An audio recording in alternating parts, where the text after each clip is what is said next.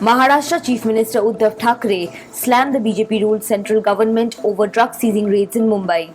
During his Dussehra rally speech yesterday, he reminded BJP that around 3,000 kg of heroin worth thousands of crores of rupees was seized from Mundra port in Gujarat last month. Bollywood star Shah Rukh Khan's 23-year-old son Aryan was arrested by the NCP on October 3rd in the drugs on cruise case. The anti-drugs agency has alleged Aryan, who is the accused number one, sourced drugs and was in touch with some persons abroad who appeared to be a part of an international drug network for illicit procurement for drugs. The defense's case is that Aryan did not have drugs on him when he was arrested, and that he did not have the money to purchase drugs, and that he was also not caught consuming them. Uddhav Thackeray continued to assert that Maharashtra and Shiv Sena were being targeted because his party broke off its ties with the BJP. Accusing the BJP of maligning Maharashtra, he pointed out that if Mumbai police are being called mafia, then what shall one call the UP police?